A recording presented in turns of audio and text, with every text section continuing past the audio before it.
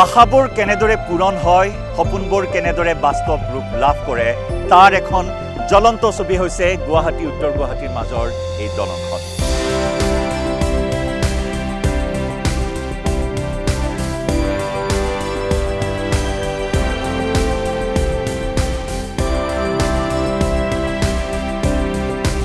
গুৱাহাটী আৰু উত্তৰ গুৱাহাটীৰ মাজৰ এই বহু প্ৰত্যাশিত দলংখন প্ৰায় সম্পূৰ্ণ হৈ উঠিছে। এটা সময় আছিল উত্তৰ গুৱাহাটী আৰু গুৱাহাটীৰ মাজৰ যাত্ৰীসকলে যাতায়াতৰ ক্ষেত্ৰত দুৰ্ভোগৰ চূড়ান্ত সীমা পাৰ কৰিছিল। কি বাৰিষা, কি খৰালি, দুৰ্ভোগৰ ক্ষেত্ৰত কৈ থাকিলেও শেষ নহ'ব যাত্ৰীসকলৰ কথা। বহু ঘাট প্ৰতিঘাট, বহু বিভীষিকাময় দুৰ্ঘটনাৰ সাক্ষী হৈছে গুৱাহাটী উত্তৰ গুৱাহাটীৰ মাজৰ যাত্ৰীসকলে। বাৰিষা, ভৰ বাৰিষা হঠাৎ বন্ধ হৈ পৰে ফেৰী চলাচল। খৰালি, বাম হৈ পৰা ব্ৰহ্মপুত্ৰ, ঘন কুঁৱলী ইত্যাদি নানা কাৰণত প্ৰায় স্থবিৰ হৈ পৰে যাতায়াত। আৰু যাতায়াতৰ এই দুৰ্ভোগ, যাতায়াতৰ এই সমস্যাই জনজীৱন বিপৰ্যস্ত কৰি আহিছে গুৱাহাটী উত্তৰ গুৱাহাটীৰ মাজৰ যাত্ৰীসকলৰ। আৰু এতিয়া সেই বিভীষিকাময় দিন অতীত হোৱাৰ সময় আহিছে। সেই বহু ঘাট প্ৰতিঘাট, বহু দুৰ্ঘটনাৰ সেই বিভীষিকাৰ দুঃসময় এতিয়া সুদূৰ পৰাহত হোৱাৰ সময় আহিছে। ইতিমধ্যে উল্লেখ কৰিছোঁ, এনেকুৱা দিন আছিল যে ব্ৰহ্মপুত্ৰত দলং বিচাৰি অসমবাসী ৰাইজে আন্দোলন কৰিবলগীয়া হৈছিল। আৰু সেই দিন এতিয়া সুদূৰ পৰাহত হোৱাৰ সময়। কাৰণ সাজু হৈ উঠিছে এয়া গুৱাহাটী উত্তৰ গুৱাহাটী সংযোগী এই আশাৰ দলংখন।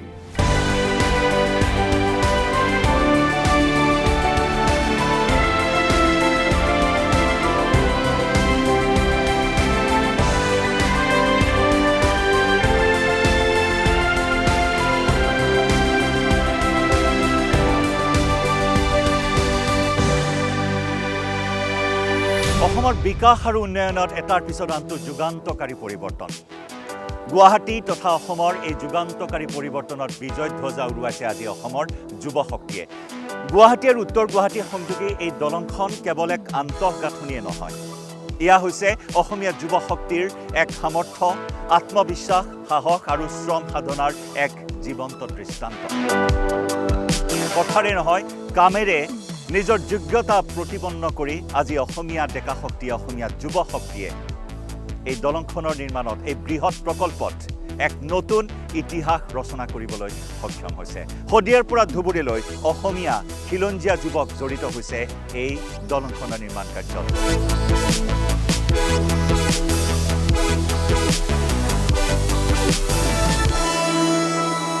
গুৱাহাটী উত্তৰ গুৱাহাটী সংযোগী এই বহু প্ৰত্যাশিত দলংখন 2019 চনত নিৰ্মাণ কাৰ্য আৰম্ভ কৰা হৈছিল। লক্ষ্য লোৱা হৈছিল 3-4 বছৰৰ ভিতৰত সম্পূৰ্ণ কৰাৰ। ক্ষিপ্ৰগতিত নিৰ্মাণ কাৰ্য চলি গৈছে। প্ৰথম অৱস্থাত 2600 কোটি টকাৰ বাজেট নিৰ্ধাৰণ কৰা হৈছিল আৰু তাৰ পৰৱৰ্তী সময়ছোৱাত বাজেট বৃদ্ধি কৰা হৈছে এই দলংখনৰ নিৰ্মাণ কাৰ্যত। আৰু সামগ্ৰিকভাৱে প্ৰায় 95% সম্পূৰ্ণ হৈ উঠা এই দলংখনৰ নিৰ্মাণ কাৰ্যত ব্যয় হৈছে 3030 কোটি টকা। 3030 কোটি টকা ব্যয় সাপেক্ষে নিৰ্মাণ কৰা হৈছে এই আশাৰ সেতুখন, অৰ্থাৎ গুৱাহাটী উত্তৰ গুৱাহাটীৰ এই সেতুখন। আপুনি যদি ডিজাইন চাই, ইয়াৰ ডিজাইনটোলৈ যদি মন কৰে, এয়া হৈছে উত্তৰ পূৰ্বাঞ্চলৰ প্ৰথমখন কেবল ষ্টেড ব্ৰিজ। কেবল ষ্টেড ব্ৰিজ, এয়া উত্তৰ পূৰ্বাঞ্চলৰ প্ৰথমখন ব্ৰিজ। আমি প্ৰসংগক্ৰমে উল্লেখ কৰিব পাৰোঁ যে দেশৰ বিভিন্ন প্ৰান্তত এনেধৰণৰ কেবল ষ্টেড প্ৰযুক্তিৰে নিৰ্মাণ কৰা এই দলং বিভিন্ন প্ৰান্তত আছে দেশৰ। আমি কলকাতাৰ বিদ্যাসাগৰ সেতুৰ কথা ক'ব পাৰোঁ। একেদৰে গোৱাৰ অটল সেতুৰ কথা আমি ক'ব পাৰোঁ। গোৱাৰ সেই আটক ধুনীয়া অটল সেতু, নিশা হ'লে যেনেদৰে আলোক সজ্জাৰে জিলিকি উঠে সেই অটল সেতু, বিদ্যাসাগৰ সেতু।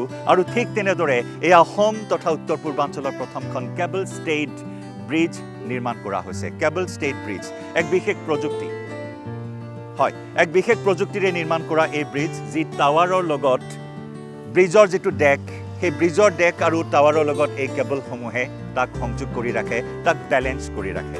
আৰু এনেকুৱা প্ৰযুক্তিৰে নিৰ্মাণ কৰা এই অসম তথা উত্তৰ পূৰ্বাঞ্চলৰ প্ৰথমখন দলং গুৱাহাটী উত্তৰ গুৱাহাটীৰ মাজৰ এই দলং। আপুনি যদি মন কৰে, দেখিবলৈ, দূৰৰ পৰা দেখিবলৈ যেন একোডাল কেবল, একোডাল ৰছীহে তাত লগাই থোৱা হৈছে। দূৰৰ পৰা ঠিক আপোনাৰ তেনেকুৱাই লাগিব, কিন্তু এয়া চাওক কেনেদৰে এই কেবলসমূহ সংযুক্ত কৰা হৈছে ব্ৰিজৰ ডেকৰ সৈতে, ব্ৰিজ ডেকক কেনেদৰে কানেক্ট কৰিছে পিলাৰসমূহৰ সৈতে এই কেবলসমূহে, আৰু সেয়েহে কেবল ষ্টেইড ব্ৰিজ বুলি কোৱা হয়। আৰু 6 লেন এক্সট্ৰা ড'জড এই কেবল ব্ৰিজ এতিয়া সম্পূৰ্ণ হোৱাৰ পথত, মুকলি হোৱাৰ পথত। অহা 14 ফেব্ৰুৱাৰী ভেলেণ্টাইন ডে, আৰু সেই ভেলেণ্টাইন ডেত মুখ্যমন্ত্ৰী ডক্টৰ হিমন্ত বিশ্ব শৰ্মাই ডাভোছৰ পৰাই সেই বাৰ্তা দিছে যে ভাৰতৰ প্ৰধানমন্ত্ৰী নৰেন্দ্ৰ মোদী অহাৰ সম্ভাৱনা, আৰু মোদীৰ হাতেৰে মুকলি হ'ব এই সম্ভাৱনাপূৰ্ণ আশাৰ সেতুখন। ইতিমধ্যে আমি উল্লেখ কৰিছোঁ, চাওক এয়া হৈছে কেবল ষ্টেইড ব্ৰিজ, কলকাতাৰ বিদ্যাসাগৰ দলং। যিসকলে দেখিছে হয়তো অনুমান কৰিব পাৰিছে গোৱাৰ সেই অটল সেতু আমি ইতিমধ্যে উল্লেখ কৰিছোঁ, আৰু ঠিক তেনেদৰে আটক ধুনীয়া এখন দলং এতিয়া উৎসৰ্গা কৰিবলৈ সাজু হৈছে ৰাজ্য চৰকাৰ অসমবাসী ৰাইজৰ বাবে।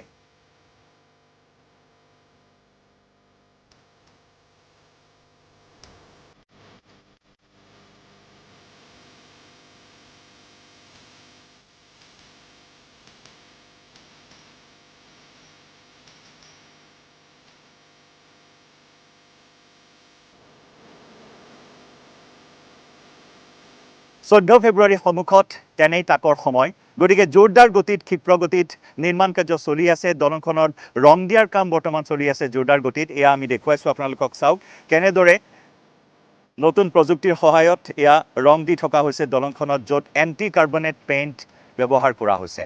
এণ্টি কাৰ্বনেট পেইণ্ট কাৰণ যথেষ্টখিনি বৰষুণ হয় অসম তথা গুৱাহাটীত, তাৰ প্ৰতি লক্ষ্য ৰাখি দলংখনত যাতে ৰঙত অতি শীঘ্ৰেই কোনো ধৰণৰ মামৰে নধৰে তাৰ প্ৰতি লক্ষ্য ৰাখি এণ্টি কাৰ্বনেট পেইণ্ট ব্যৱহাৰ কৰা হৈছে। আৰু এনেদৰেই জোৰদাৰ গতিত চলি আছে দলংখনৰ নিৰ্মাণ কাৰ্য। 95 পৰা 99% কাম ইতিমধ্যেই সম্পূৰ্ণ হৈ উঠিছে সন্মুখত।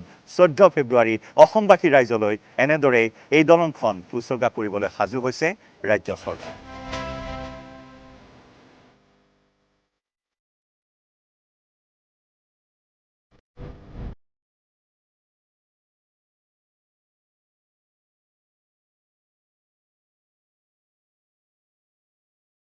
আৰু এয়া প্ৰিয় দৰ্শক, আপুনি দেখিছে এয়া হৈছে, আমি ইতিমধ্যে আপোনাক জনাই আহিছোঁ, আমি আছোঁ এয়া গুৱাহাটী উত্তৰ গুৱাহাটী নৱনিৰ্মিত দলংখনৰ এয়া 3 নম্বৰ পিলাৰটোৰ নিচেই কাষ আহি পাইছোঁ আমি।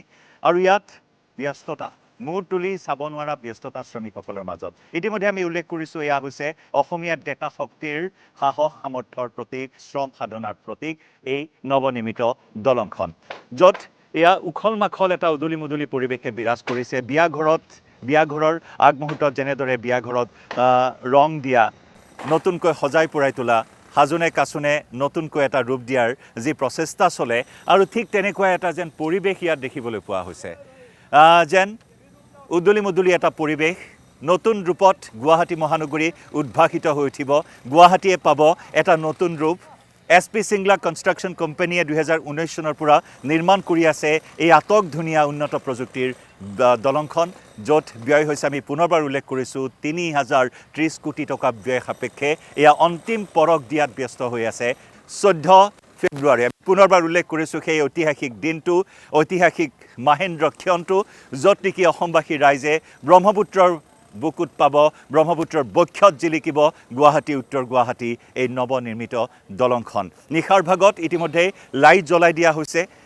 ইতিমধ্যে আপোনালোকে হয়তো সেই দৃশ্য প্ৰত্যক্ষ কৰিছে, এক মায়াময় পৰিৱেশ। নিশা হ'লেই মায়াময় পৰিৱেশ, এনেই ব্ৰহ্মপুত্ৰৰ যি নৈসৰ্গিক শোভা, নৈসৰ্গিক সৌন্দৰ্য, আৰু সেই নৈসৰ্গিক সৌন্দৰ্যত এই নৱনিৰ্মিত দলংখনে উত্তৰ পূৰ্বাঞ্চল তথা অসমৰ এই কেবল ষ্টেইড ব্ৰিজখনে এক অনন্য মাত্ৰা প্ৰদান কৰিব, সৌন্দৰ্য বৰ্ধনত এক অনন্য মাত্ৰা প্ৰদান কৰিব এই নৱনিৰ্মিত দলংখনে।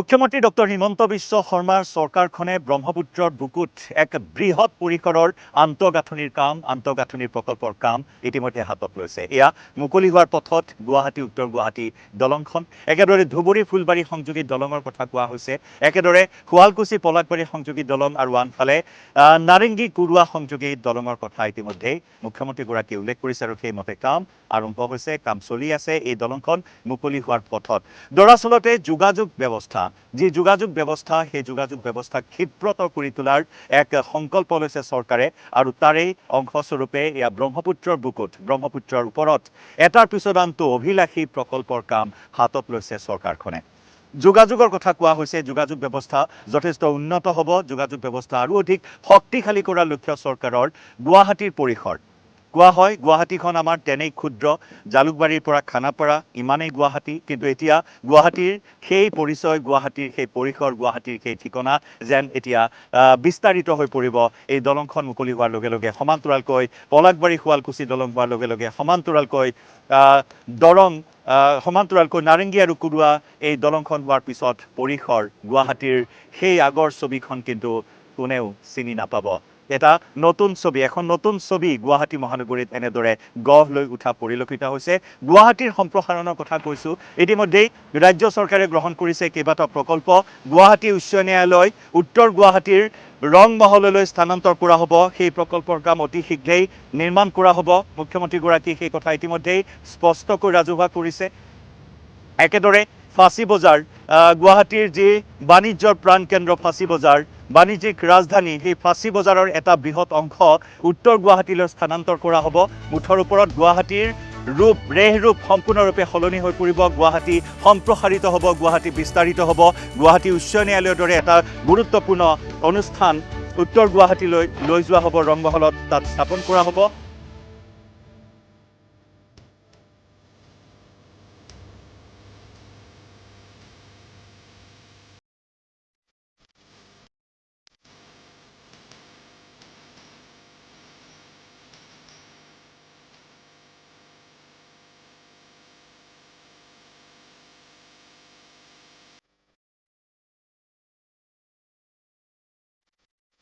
এই দলংখনত নিৰ্মাণ কাৰ্যত জড়িত সৰহ সংখ্যক শ্ৰমিকে হৈছে আমাৰ খিলঞ্জীয়া অসমীয়া যুৱক, অসমীয়া ডেকা শক্তি। মই নামকেইটা জানিম, প্ৰথমে তোমাৰ নামটো? মোৰ নাম হীৰকজ্যোতি বৰা। ঘৰ ক'ত? মোৰ ঘৰ মঙলদৈ। মঙলদৈৰ যুৱক, আমি কৈছোঁ যে শদিয়াৰ পৰা ধুবুৰীলৈ অসমৰ খিলঞ্জীয়া যুৱক জড়িত হৈ আছে এই দলংখনৰ নিৰ্মাণ কাৰ্যত। কিমান দিনৰ পৰা জড়িত হৈ আছে দলংখনৰ নিৰ্মাণত, আৰু অভিজ্ঞতা কেনেকুৱা লাগিছে অসমীয়া হিচাপে নিৰ্মাণ কাৰ্যত নিজেই জড়িত হৈ? হয়, মই অসমীয়া হিচাপে বহুত গৌৰৱান্বিত, কাৰণ আমি যে এনেকুৱা এখন দলঙত কাম কৰিব পাই বহুত সুখী। আৰু মোৰ বেছি দিন হোৱা নাই কাম কৰা, ইয়াতে এসপ্তাহমান হৈছে। সেইটোৱে। আৰু এজন আছে আমাৰ মাজত, শ্ৰমিক বন্ধু। মই নাম জানিম, আপোনাৰ নামটো, ঘৰ ক'ত? উকন্দি বসুমতাৰী মোৰ নামটো, আৰু ঘৰ শুক্ৰাঝাৰ। কিমান দিনৰ পৰা কাম কৰি আছে? 2.5 বছৰ হ'ল মোৰ। 2.5 বছৰ? বঢ়িয়া, এটা হাত চাপৰি লাগে নিজৰ কাৰণে আপোনালোকৰ। 2.5 বছৰ ধৰি কাম কৰি আছে, অসমীয়া আমাৰ বড়ো জনগোষ্ঠীৰ ভাই সকলো জড়িত হৈ আছে। কেনেকুৱা লাগিছে কাম কৰি? কি কামত জড়িত হৈ আছে? নিৰ্মাণ কাৰ্যৰ কোনটো ক্ষেত্ৰত জড়িত? ৱেল্ডিঙৰ কাম কৰি মই। হয়, ৱেল্ডিঙৰ কামত? কাম কৰে। আচ্ছা, ৱেল্ডিঙৰ কামটো পূৰা পূৰ্ণগতিত চলি আছে। 14 তাৰিখে মুকলি হ'ব, গতিকে তাৰ আগত হৈ যাব কাম গোটেইখিনি? গোটেইখিনি অলপ হ'ব নেকি, চাব লাগিব। আত্মবিশ্বাস, এয়াই হৈছে অসমীয়া ডেকা শক্তিৰ আত্মবিশ্বাস, সাহস, আৰু এয়াই হৈছে কৰ্মসাধনা, অসমীয়া ডেকা শক্তিৰ কৰ্মসাধনা। তোমাৰ নামটো? মোৰ নাম শ্ৰী ধনমণি ডেকা। ধনমণি ডেকা, ঘৰ? ঘৰহো উঠাব পাৰে, মঙলদৈত। কিমান দিন হ'ল কাম কৰা ইয়াত? কাম কৰা মোৰ হ'ল 1 মাহমান হৈ গ'ল।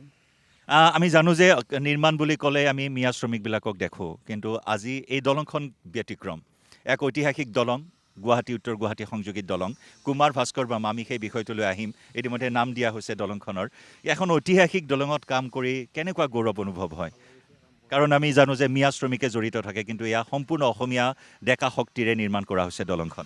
ভাল লাগিছে কাম কৰি, আৰু কামখিনি কৰি ভাল লাগিছে। আৰু দলংখন ভাল হ'লে আমাৰে ভাল বাৰু। আমি আহিব লাগিব কেতিয়াবা ইয়ালৈ, আহিলে আৰু আমাৰ ভাল লাগিব আৰু সেইখিনিয়ে আৰু। আচ্ছা, আৰু এগৰাকী আছে শ্ৰমিক বন্ধু আমাৰ মাজত, মই বিচাৰিছোঁ তোমাক। তোমাৰ নামটো? মোৰ নাম শ্ৰী নৱজিৎ ডেকা। নৱজিৎৰ ঘৰ? মোৰ ঘৰ মঙলদৈ। কিমান দিন হ'ল কাম কৰা? মোৰ 5 মাহ হ'ল আৰু। 5 মাহ কি কামত জড়িত তুমি এইটো পাইপলাইনৰ হেৰিটো লোৱা গৈছে চব অন্তৰ্গত কিমান 95 পৰা 99% প্ৰায় সম্পূৰ্ণই হৈছে দলংখনৰ নহয় জানো এতিয়া 14 তাৰিখৰ আগত সম্পূৰ্ণ হৈ উঠিব আত্মবিশ্বাস পুৰা আছে আমাৰ কামটো আমি শেষ কৰিম আৰু 14 তাৰিখৰ আগত আমাৰ আকৌ মই সেই প্ৰশ্নটোৱে কৰিম অসমীয়া হিচাপে কাম কৰি কেনেকুৱা লাগিছে বহুত ভাল লাগিছে অসমীয়া হিচাপে এটা কাম কৰিব সুবিধা পাইছোঁ ইমান হেৰিৰ মাজত ভাল লাগিছে কাৰণ এটা আগ্ৰাসন আমাৰ বিভিন্ন বিষয়ত চৰ্চিত হৈ আছে এটা বিষয় যে মিয়াৰ আগ্ৰাসন হয়নে সন্দেহজনক নাগৰিকৰ আগ্ৰাসন অসমীয়াৰ অস্তিত্বৰ প্ৰতি ভাবুকি আহিছে মুখ্যমন্ত্ৰীয়ে সেয়ে অসমীয়া ডেকা শক্তিক আগুৱাই আহিবলৈ আহ্বান জনাইছে গতিকে এটা আদৰ্শ ছেট কৰিছা তোমালোকে সেইটো কেনেকুৱা লাগিছে এইটো ঠিকে আছে ভালে লাগিছে হীৰক আমি ইতিমধ্যে গম পাইছোঁ যে দলংখনত অধিকাংশ শ্ৰমিকে অসমীয়া হয়নে কিমান শতাংশ থাকিব শ্ৰমিক মই জনামতে এইটো 99% থাকিব লাগে মই জনাত 99% অসমীয়া শ্ৰমিক 99% অসমীয়া গতিকে ভাল লাগে অসমীয়া হৈ এনেদৰে একেলগে লগে ভাগে কাম কৰাৰ এটা মজাই বেলেগ নহয় জানো অভিজ্ঞতা এটা বেলেগ তাকো এটা ঐতিহাসিক দলঙৰ নিৰ্মাণ কাৰ্য সেইটো বহুত ভাল লাগিছে আমি অসমীয়া হৈ আমাৰ একদম বহুত গৌৰৱান্বিত কাৰণ আমি যে অসমীয়া হৈ যে আমি এনেকুৱা এটা কামত চিট পাইছোঁ বা মানে সুবিধা পাইছোঁ সেইখিনি আমি তাৰমানে বহুত গৌৰৱান্বিত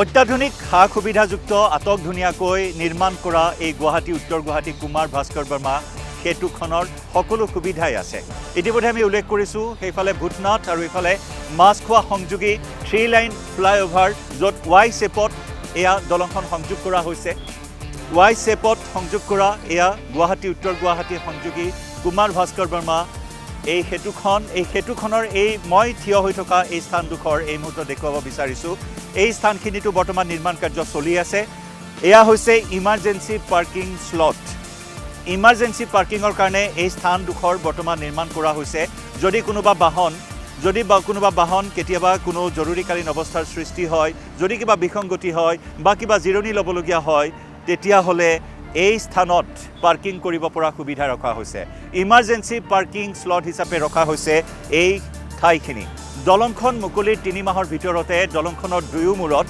টোল গেট স্থাপন কৰা হ'ব এই খবৰ ইতিমধ্যে সন্মুখলৈ আহিছে ইতিমধ্যে নিবিদা বিচাৰিছে লোক নিৰ্মাণ বিভাগে নিবিদা বিচাৰিছে 6,000 কোটিৰো অধিক টকা ব্যয় সাপেক্ষে দুয়ো মূৰত দুখনকৈ টোল গেট স্থাপন কৰা হ'ব কিন্তু এই টোল গেটত অৱশ্যে বাণিজ্যিক বাহনেহে টোল কৰ আদায় দিব লাগিব অন্যান্য দুচকীয়া বা চাৰিচকীয়া বাহনে টোল কৰ আদায় দিয়াৰ কোনো প্ৰয়োজনীয়তা নাই এই কথা ইতিমধ্যে লোক নিৰ্মাণ বিভাগে স্পষ্ট কৰিছে মহাবাহু ব্ৰহ্মপুত্ৰ মহামিলনৰ তীৰ্থ সুধাকণ্ঠ ডক্টৰ ভূপেন হাজৰিকাৰ মহাবাহু ব্ৰহ্মপুত্ৰক লৈ সেই কালজয়ী গীত মহাবাহু ব্ৰহ্মপুত্ৰ মহামিলনৰ তীৰ্থ আৰু গুৱাহাটী উত্তৰ গুৱাহাটী কুমাৰ ভাস্কৰ বৰ্মা এই সেতুখনেও যেন মহামিলনৰ এক তীৰ্থভূমিত পৰিণত হ'ব গুৱাহাটী আৰু উত্তৰ গুৱাহাটীৰ সংযোগেৰে এক আশাৰ সেতু এক মিলনৰ সেতু হৈ ৰ'ব এই সেতুখন এয়া সুবিশাল মহাবাহু ব্ৰহ্মপুত্ৰৰ এয়া বালিচৰত আমি উপস্থিত আছোঁ গুৱাহাটী মহানগৰীৰ সৌন্দৰ্য বৰ্ধনৰ কথা কোৱা হয় ৰাজ্য চৰকাৰে মুখ্যমন্ত্ৰী ডক্টৰ হিমন্ত বিশ্ব শৰ্মা চৰকাৰে উন্নয়ন আৰু বিকাশৰ ওপৰত গুৰুত্ব প্ৰদান কৰি ব্ৰহ্মপুত্ৰৰ ওপৰত বৃহৎ পৰিকল্পনা বৃহৎ পৰিসৰৰ আন্তঃগাঁথনি ইতিমধ্যে আৰম্ভ কৰিছে আৰু তাৰে এক অংশ হিচাপে এয়া গুৱাহাটী উত্তৰ গুৱাহাটী এই সেতুখন কুমাৰ ভাস্কৰ বৰ্মা এই সেতুখন যিহেতু আমি উল্লেখ কৰিছোঁ 3 লাইন ফ্লাইঅভাৰ যি নেকি ৱাই শেপত সংযোগ হৈছে মাছখোৱা পইণ্টৰ লগত এয়া মাছখোৱা পইণ্ট আৰু এয়া হৈছে ব্ৰিজখনৰ মাছখোৱা উইং ব্ৰিজখনৰ এই মাছখোৱা উইংটো এনেদৰে আহি ইয়াত সংযোগ হৈছে মূল পথৰ লগত সংযুক্ত হৈছে অৰ্থাৎ এটা ৰাউণ্ড এবাউট ইয়াত নিৰ্মাণ কৰা হৈছে যদি আপুনি মন কৰে এই ৰাউণ্ড এবাউটটো এই গাড়ীসমূহ গৈ আছে এই গাড়ীসমূহ এনেদৰে আকৌ ফাঁচী বজাৰ অভিমুখে ঘূৰিছে অৰ্থাৎ ফাঁচী বজাৰ দিশৰ পৰা অহা বাহনসমূহ যদি আকৌ পাণবজাৰ কাছাৰী বা উজান বজাৰ বা গুৱাহাটী দিশলৈ যায় তেতিয়াহ'লে এই ৰাউণ্ড এবাউট যাক আমি গোল চক্কৰ বুলিও কওঁ এই ৰাউণ্ড এবাউটটোৰে এনেদৰে আকৌ যাবলৈ সক্ষম হ'ব যাতে যান জঁটৰ কোনো ধৰণৰ অসুবিধা নহয় তাৰ প্ৰতি লক্ষ্য ৰাখি এনেকুৱা ধৰণৰ এটা ৰাউণ্ড এবাউট ইয়াত প্ৰস্তুত কৰা হৈছে য'ত মাছখোৱা উইং এই পথত সংযোগ হৈছে ঠিক তেনেদৰে ভূতনাথ উইং তেনেদৰে ভূতনাথত এটা ৰাউণ্ড এবাউট প্ৰস্তুত কৰা হৈছে যাৰ জৰিয়তে বাহনসমূহে সুকলমে নিজৰ গন্তব্য স্থানলৈ যাব পৰাৰ সুবিধা কৰা হৈছে এটা গোল চক্কৰ ৰাউণ্ড এবাউট এনেদৰে সম্পূৰ্ণ হৈ উঠিছে আৰু এই ৰাউণ্ড এবাউটৰে নিজৰ গন্তব্যস্থান লক্ষ্যস্থানলৈ যান বাহনসমূহে অহা যোৱা কৰাত সুবিধা হৈছে মুঠৰ ওপৰত এনেদৰে সেই গুৱাহাটী উত্তৰ গুৱাহাটী সংযোগী দলংখনে বহু দিশৰ পৰাই যাতায়াত সুচল কৰি তুলিছে মহানগৰবাসীৰ এই দলংখন যি নেকি 100 বছৰ ধৰি যাতে কোনো ধৰণৰ ক্ষতি নহয় কোনো ধৰণৰ বিসংগতি নহয় তাৰ প্ৰতি বিশেষভাৱে গুৰুত্ব প্ৰদান কৰি বিশেষ প্ৰযুক্তিৰে এই দলংখন নিৰ্মাণ কৰা হৈছে আৰু যাৰ বাবে এই দলংখনৰ চোৱা চিতা কৰাৰ ক্ষেত্ৰত এটা বিশেষ ব্যৱস্থাও ইয়াত সংযুক্ত কৰা হৈছে bridge health monitoring system bridge health monitoring ছিষ্টেমৰ জৰিয়তে প্ৰতি মুহূৰ্ততে নিৰীক্ষণত থাকিব এই দলংখন যাতে কোনো সৰু সুৰা বা ডাঙৰ যিকোনো বিসংগতি ধৰা পৰে তাক তাৎক্ষণিকভাৱে চিনাক্ত কৰি তাৎক্ষণিকভাৱে মেৰামতি যাতায়াত যাতে আকৌ সুচল কৰি তুলিব পৰা যায় দলংখনৰ যাতে স্বাস্থ্য সামগ্ৰিকভাৱে ঠিকে থাকে আৰু সেই ব্ৰিজ হেল্থ মনিটৰিং ছিষ্টেমৰ জৰিয়তে দলংখনৰ তন্নতন্নকৈ নিৰীক্ষণৰ ব্যৱস্থা কৰা হৈছে এই কুমাৰ ভাস্কৰ বৰ্মা সেতুখনত কুমাৰ ভাস্কৰ বৰ্মা মুখ্যমন্ত্ৰী ডক্টৰ হিমন্ত বিশ্ব শৰ্মাই গুৱাহাটী উত্তৰ গুৱাহাটী সংযোগী এই দলংখনৰ নাম ৰাখিছে বা নামকৰণ কৰা হৈছে কুমাৰ ভাস্কৰ বৰ্মাৰ নামেৰে বৰ্মন বংশৰ সবাতোকৈ শ্ৰেষ্ঠ সবাতোকৈ শক্তিশালী আৰু প্ৰসিদ্ধ ৰজাজনেই আছিল কুমাৰ ভাস্কৰ বৰ্মা কুমাৰ ভাস্কৰ বৰ্মাৰ ৰাজত্বকালত প্ৰাচীন কামৰূপ ৰাজ্যৰ সবাতোকৈ শ্ৰেষ্ঠতম অধ্যায় বা গৌৰৱ উজ্জ্বল বা গৌৰৱময় অধ্যায় বুলি গণ্য কৰা হয় আৰু সেই কুমাৰ ভাস্কৰ বৰ্মাৰ ৰাজত্বকালতে প্ৰাচীন কামৰূপ ৰাজ্যত বাঁহ বেতৰ শিল্প পাট মুগাৰ শিল্প আগৰৰ সুগন্ধিৰ উদ্যোগে ঠন ধৰি উঠিছিল আৰু সেই প্ৰাচীন কামৰূপ ৰাজ্যত কুমাৰ ভাস্কৰ বৰ্মাৰ সেই অৱদানক স্মৰণ কৰি সেই অৱদানক সন্মান জনাই মুখ্যমন্ত্ৰী ডক্টৰ হিমন্ত বিশ্ব শৰ্মাই এই ঐতিহাসিক দলংখনৰ নাম ৰাখিছে কুমাৰ ভাস্কৰ বৰ্মা আৰু এই কুমাৰ ভাস্কৰ বৰ্মাৰ সৃষ্টিৰাজি বা কুমাৰ ভাস্কৰ বৰ্মাৰ অৱদানখিনি এনেদৰে এই দলংখনে সদায় ঐতিহ্য বহন কৰি ৰাখিব কুমাৰ ভাস্কৰ বৰ্মাৰ প্ৰিয় দৰ্শক ইমান সময়ে আমি এই নৱনিৰ্মিত গুৱাহাটী উত্তৰ গুৱাহাটী সংযোগী কুমাৰ ভাস্কৰ বৰ্মা দলংখনৰ ইটো সিটো বহুখিনি কথা আগবঢ়ালোঁ আপোনালোকৰ সন্মুখত এক কথাত ক'বলৈ গ'লে এই সেতুখন হ'ল আশাৰ সেতু সপোনৰ সেতু প্ৰত্যাশাৰ সেতু সম্ভাৱনাৰ সেতু মিলনৰ সেতু আৰু এনেদৰেই ব্ৰহ্মপুত্ৰৰ দুয়োপাৰক সংযোগ কৰা এই দলংখনেৰে অসমীয়াৰ বিকাশৰ যি যাত্ৰা ৰাজ্যবাসীৰ বিকাশৰ যি গতি অসমৰ যি বিকাশৰ গতি সেই বিকাশৰ গতি সেই যাত্ৰা অব্যাহত থাকক অসম সদায় জিলিকি থাকক দেশৰ বুকুত বিশ্বৰ মানচিত্ৰত পৰ্যটনৰ মানচিত্ৰত এয়াই কামনা প্ৰতিগৰাকী অসমীয়াৰ ৰাজ্যবাসীৰ ইয়াৰে সৈতে প্ৰিয় দৰ্শক এই বিশেষ অনুষ্ঠানটিৰ পৰা মই জয়ন্ত মাধৱ গোস্বামীয়ে বিদায় লৈছোঁ চাই থাকিব নিউজ 18 অসম নৰ্থ ইষ্ট নমস্কাৰ